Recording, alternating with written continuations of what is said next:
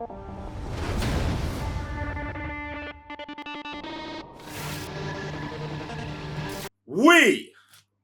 are live, guys. I'm J1 Further the Cyber Nerds. Raven GS. Sam, Mr. Blitztail. And we're back with another The Mandalorian Chapter 3, Season 3, Chapter 21, Episode 5 discussion. Do you know what I'm saying? The Pirate. If you haven't already, do you know what I'm saying? Don't engage in piracy. Subscribe to the channel, hit the thumbs up, and press the notification bell so you get notified every time we drop a banger. And it's just another week of The Mandalorian and Disney Plus dropping a banger on our heads. So, you man, what you said about today's episode? Just, you know. Dropping straight bombs. You know what I'm saying? Like, coming at these pirates raiding the Disney Plus, bro. Yeah, another good episode, another good part of storytelling, just everything. Just good. Just seeing the journey from where we've begun at this chapter to where we are now. And just things unfolding. Me, biggest surprise, Moff Gideon coming back. I think we said it earlier in the season, didn't we? And he's like, I want to see Moff Gideon. I was like, nah, man, man's dead, bro. Man's out of here. Nope. No way. No way. The cliffhanger they left us with as well, that there's Beskar on the ship. And then now Bo-Katan might be trying to reunite everyone. That's mental. It's getting a bit nutty. Because I think, was it last episode? There was one episode I was wondering, like, where are we going with this? Because we know we was going to get, a Mandalorian planet with the Mandalorians we had. But now they've expanded that. And now we've now got our big bad, our real big bad. And where we're going from there. So, yeah, the wheels are turning. And now I'm like, woo, it's been good now. With the Moff Gideon thing, the reason why I wanted Moff Gideon back is, because firstly, he was the one who led the purge on Mandalore, He's, bruv, like, he did way too much to just, I'm going cool, I'm getting judged by these two man over here. He has got a very ceremonial death coming, and it's necessary and needed, bruv. Necessary and needed. And that's why I was like, bruv, there's no way. And it's Los Pollos, fam. Like, bro, we ain't just excommunicado with him off screen, bro. There's no way, fam. He decapitation. Like, that's where I think he needs just like him getting his head chopped off could unite all of Mandalore back. Do you know what I'm saying? Even the ones that supposedly are breaking them out. The thing is, it's gonna be interesting, bro, because like what Mandalorians are like, we've seen when Darth Maul went over there and took over them, bro. There was Mandalorians that, bro, it's like they're so hung up on tradition, that they will go and work with the ops, bro. And it's not necessarily seen as working with the ops. It's following the code, bro. And this is why when the armor is talking to Bo-Katan and saying, this is the way. Some of us are strayed from the way. This is the way. We have to walk the same way. This is the way. She's trying to tell her, like, no matter what the Mandalorian has done, who they have sided with, Maul, Gideon, blah, blah, blah, blah, blah, we all actually have to come together. And that can't get rectified without Gideon getting his deserves. And then also, in terms of if it's Mandalorians that broke him out, I'm going to say there's probably a loophole in when he lost the dark saber into why there's some Mandalorians that are still backing him. Do you know what I'm saying? And I want to see how that plays out. Do you get what I'm saying? Or it couldn't be, or it might not be Mandalorians, because you know that Gideon and them man was there stealing all of their Beskar and stuff like that. So it could be people with Mandalorian weapons who are just rolling with Gideon. But to be honest, I'm not even trying to focus on, like, I just like the mystery of it. I like that he's back. I like that we've got something else to look forward to now. So I just want to see how that plays out, man. But that's why I was on, like, bro, he was too good of a villain. No, I heard that as well. Like, I heard that, like you're saying, because through, I think, last season, who was the bad in that? Not that we needed one. Gideon, the one that finished off. Right? He was in season 1, then... Oh, yeah, it was Gideon. No, it was Gideon. Yeah, it was okay, Gideon. there you go. It's been Gideon. Yeah, so that is actually kind of good that he's the through line of, just say, like you're saying, he purged Mandalore. And that's why, He's got the sword. He's still trying to mess with man, and now he's back.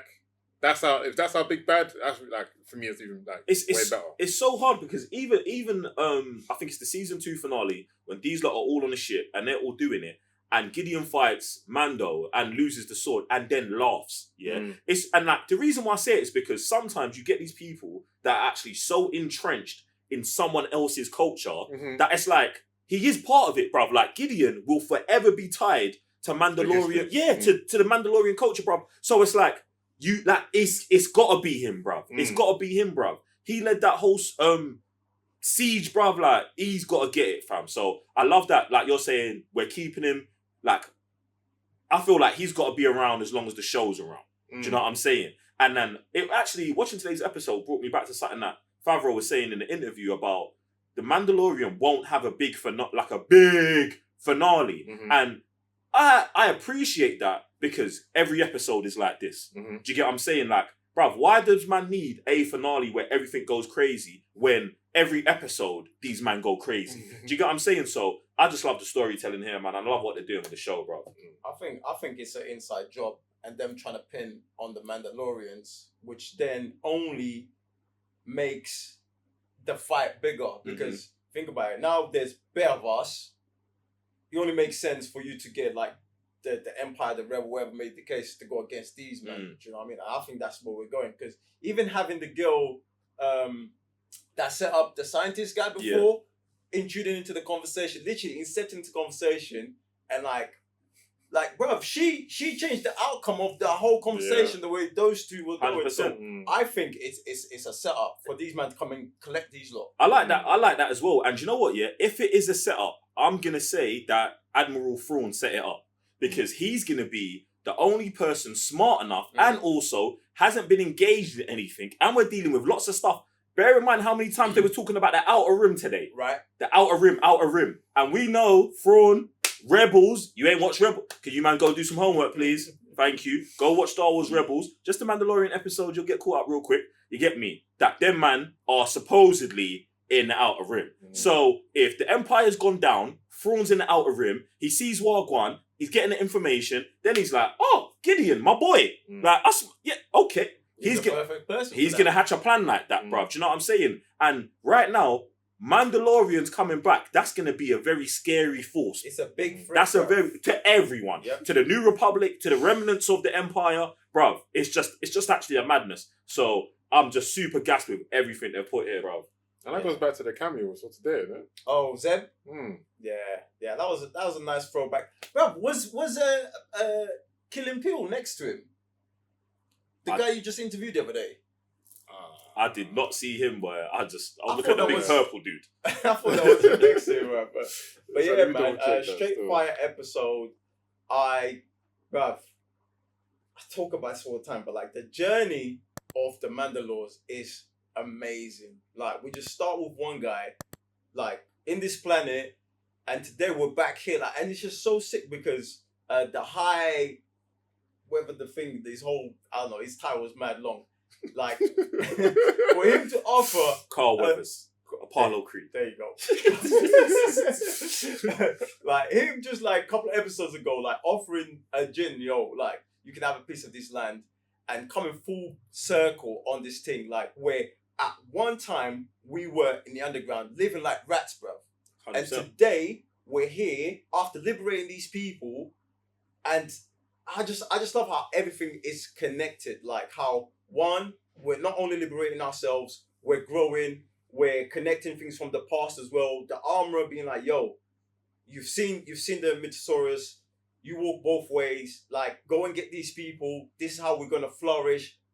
It's freaking beautiful. And seeing all of these man going to war, coming down off that shit, bro, crazy. The camera angles was nuts, and the music, Lord have mercy. The remix you guys were getting into today was too much. Nah, man, it was a super legit episode, bro. And I love everything they're doing here, fam. And one of the things that you're talking about in terms of it, like, all connecting, is I love that when they were underground and the High Chancellor was he was running the guild. They was like, I like him saying that, look, we've been on the other side of this, bro, but it's like, to me, seeing the Mandalorians, it's not even like be the bigger person, but understand that, like, our anger's not actually towards you. Do you know what I'm saying? I thought that was super legit. And you know what? My standout, bruv, the speech from Tank, bruv. Do you know what I'm saying? The People's Champ. That's what I'm going to call him, yeah, because the thing is, we've been going back and forth with it. I always told you that. You're talking about Paz? Paz Vizsla, the big dude. Yeah, Tank, bro. His Okay. name's Tank, bro. His name's Tank, bro. He's the Tank, bro. He's the Tank.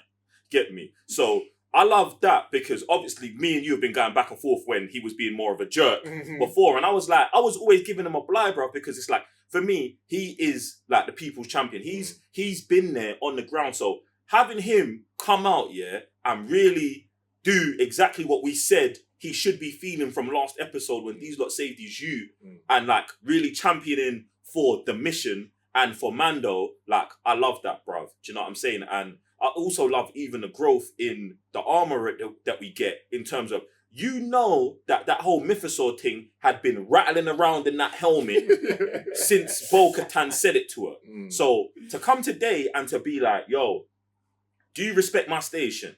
Yes. Telling her to break the rule. Bo-Katan listening and doing it. Because, bruv, for me, I was like, this is suspect, bruv. That scene was tense, bruv. Yeah. Get me? And I rate Bo-Katan for like listening and respecting the armor enough to do it, and then also this transitioning, because I feel like that kind of conversation there is legitly the energy that the Mandalorians need to embrace if they want to get their people thriving again and bring these lot back. We've got to start embracing new ways, man.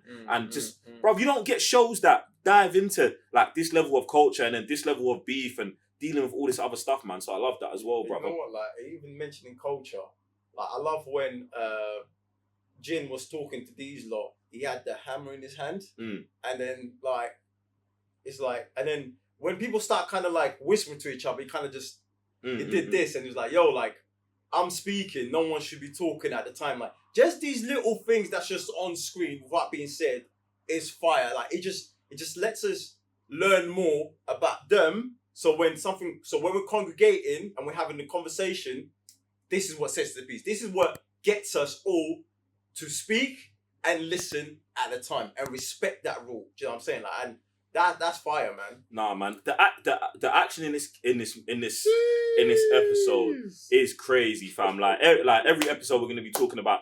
I love the star fighting again, bro. But the boots on the ground today was hard, bro. And I'm here and I'm like, yo, fam, EA. Every week, bro.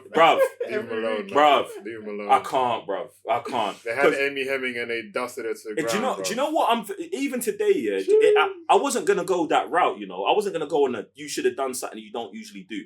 EA, you man love money, and you love chasing the industry. What you should have done, you look at this, you look at Warzone, you look at Battlefront 2. Do you know what I'm saying? And you just smash them two together, bro. Because, bro, a Mandalorian battle royale on different planet maps. It's bro, you ain't even got, bro, just look at what, it's over, bro. The blueprints, the weapons, it's all there, bro. Like, just do it, fam. Just do it, bro. Like, I need this. Like, I need to put on the helmet, bro. Like, I want a 4-player co-op Mandalorian. Bro, I'm with it. That's all. what I want. Bro, I'm with.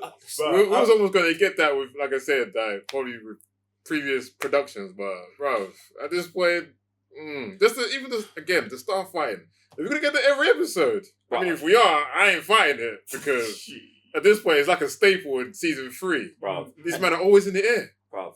It's so hard, and I love the way they did it in today's episode, where it's like, bro, we're outnumbered.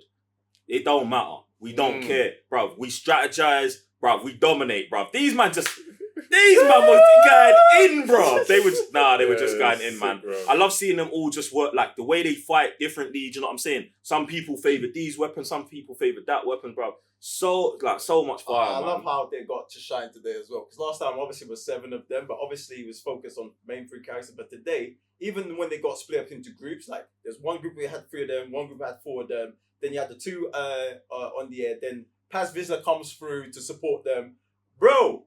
Yeah, definitely the game for this, because imagine a finishing move and you got the hammer. Bruv. Hard, man. And even Grogu, bruv. Just cameoed, not too much. Yeah, love that, bruv. Love that, man. Just another fire episode, man. Production was out of this world, as usual. And I also love this pirate villain, fam. I know we only saw him twice, but they did Villain of the Week so good because they set up Villain of the Week last week with 10 seconds. And they're like, he'll be out of here next week. But it gives so much more to the character just because we've seen him before and we know where he comes from. Do you get what I'm saying? and the other scummy you. He was there, ran away. He was here today and ran away. So you know he's coming back. Yes. And you know, who's he coming back with next time, bro? Because, bro, that's what I'm saying. Because he's been, you know what I'm saying? He's been upgrading who he's coming back with every time. So him now running to the remnants of the Empire, that makes sense to me as well, bro. Yeah. Oh, another thing as well. The guy that took the news to Coruscant, I love him because he's the one who's kind of like bridging everything. And I love like the relationship that's been built between them. Obviously, he rescued Jin before. Now he's back here telling them, yo, I'm not going to disclose your location. And having another ally to these guys is going to be so sick because he's going to be on the other side and he can be the guy reporting to these lot what's going on. You know what I'm saying? It's only going to make these lot stronger for the fight. Bro. I love seeing another perspective as well because, I mean, usually we're only getting the New Republic or the Rebellion's perspective. And it's like we always ask for the Empire's perspective, but it's like we've been getting some of the Empire's perspective, but now we're getting almost an independent factions in terms of the Mandalorians, bro. They're not working with these man or these man. They've been persecuted by these man. They don't get supported by these other man. They can defend themselves, but they're also at a disadvantage in terms of their number and their history. So I just like the inclusion of this and this perspective that we're getting, man. So, bro, just another fire episode, bro. The show never fails to impress with how good it is, man. And every week they're just knocking it out of the park again and again and again. Any last thoughts on this episode, you, man? It's a 5 for me. These men are still shelling it. Everything you're giving it to us is fresh, is new. It bangs. The visuals, the story, the characters, everything that you're building up to the future. Sick, man. So, yeah. 5 best cast from me today. Yeah, man, another 5 episode. Like I say, it just encompasses everything: story, characters, returning characters, action, the starfighting. Bro, how is this starfighting is better than the movies? Like it blows my mind. Again, like I was back to like I think it was season 1 when I looked at it, I was like, what is this?